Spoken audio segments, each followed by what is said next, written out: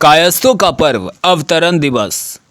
चैत्र पूर्णिमा के दिन यानी 23 अप्रैल को श्री चित्रगुप्त भगवान का अवतरण दिवस है। इस दिन श्री चित्रगुप्त भगवान ब्रह्मा जी की काया से वर्षों की तपस्या के फलस्वरूप उनके सामने अपने 4 भुजाओं वाले दैविक स्वरूप में उपस्थित हुए थे। आज के इस वीडियो में इस अवतरण दिवस की कथा प्रस्तुत है। इस कथा को कहने के पहले यहाँ श्री चित्रगुप्त भगवान से जुड़े 2 अन्य पर्वों के बारे में जिक्र जरूरी है। इन तीनों पर्वों में सबसे धूमधाम और विधिवत ढंग से कार्तिक शुक्ल पक्ष के दिन मनाई जाती है उत्तर भारत में दावात पूजा। इस पूजा से जुड़े 2 आख्यान हैं। एक जुड़ा है भाई बहन यानी यम और यमुना के भोजन आमंत्रण के किस्से से और साथ ही कायस्थों द्वारा कलम न छूने के किस्से से। श्री चित्रगुप्त जी के पृथ्वी पर पदार्पण का दूसरा वाक्य जुड़ा है महाभारत काल के भीष्म पितामह के सशक्तिकरण की कहानी से। हम आज कायस्थों के इन तीनों पर्वों की संक्षिप्त चर्चा करेंगे। अवतरण दिवस की कथा। श्री चित्रगुप्त भगवान के पृथ्वी पर उतरने की मान्यता के पहले उनके अवतरण की मान्यता समझनी जरूरी है।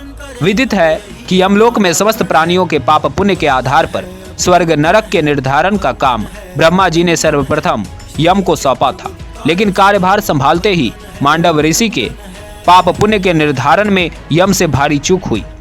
खुद मांडव ऋषि ने इस पर यम को श्राप दे दिया। मांडव ऋषि द्वारा यम को दिए हुए श्राप से श्री चित्रगुप्त जी के अवतरण की कथा जुड़ी है। यम ने श्राप मुक्त होने के लिए ब्रह्मा जी से गुहार लगाई। श्रापित यम की सहायता के लिए एक पर्यवेक्षक मुहैया कराने के आग्रह पर श्री ब्रह्मा जी ने वर्षों तपस्या की। फलस्वरूप श्री ब्रह्मा जी की संपूर्ण काया से 4 भुजा वाले श्री चित्रगुप्त भगवान का पर्यवेक्षक के तौर पर अवतरण हुआ। अवतरण के बाद श्री ब्रह्मा जी ने श्री चित्रगुप्त जी का अस्तित्व, नामकरण और भूमिका तय किया। यह चैत्र पूर्णिमा का दिन था, जो कि अप्रैल के महीने में आता है। इसी दिन श्याम वर्ण के 4 भुजाओं वाले श्री चित्रगुप्त जी श्री ब्रह्मा जी के संपूर्ण काया से अवतरित हुए। उनके एक हाथ में लेखन तुलिका, एक हाथ में तलवार, एक हाथ में वेद और चौथे हाथ आशीर्वाद देता हुआ दिखा। इसी दिन श्री ब्रह्मा जी ने अवतरित स्वरूप का नामकरण श्री चित्त गुप्त बतौर यह कहकर कि वह श्री ब्रह्म के चित्त में गुप्त रूप से वर्षों अवतरित रहे। कालांतर में चित्तगुप्त शब्द के अपभ्रंश से चित्रगुप्त शब्द प्रचलित हो गया। ब्रह्मा जी ने आगे कहा कि उनके संतान कायस्थ कहलाएंगे, चूंकि वह श्री चित्तगुप्त श्री ब्रह्म की काया से वर्षों अस्त यानी विराजमान रहे।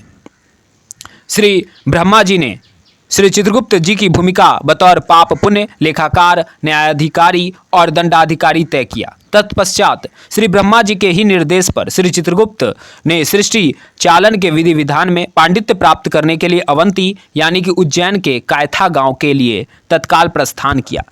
यहाँ शिप्रा नदी के किनारे वर्षों की तपस्या उपरांत और सृष्टि को संचालित करने के विधि विधान में पांडित्य प्राप्त करने के बाद श्री ब्रह्मा जी ने 2 महिलाओं से श्री चित्रगुप्त जी का विवाह संपन्न करवाया। इसी जगह पर श्री चित्रगुप्त जी के 12 पुत्रों ने जन्म लिया। अपने इन 12 पुत्रों को श्री चित्रगुप्त जी ने उस समय के श्रेष्ठतम गुरुकुलों में शिक्षा के लिए भेजा।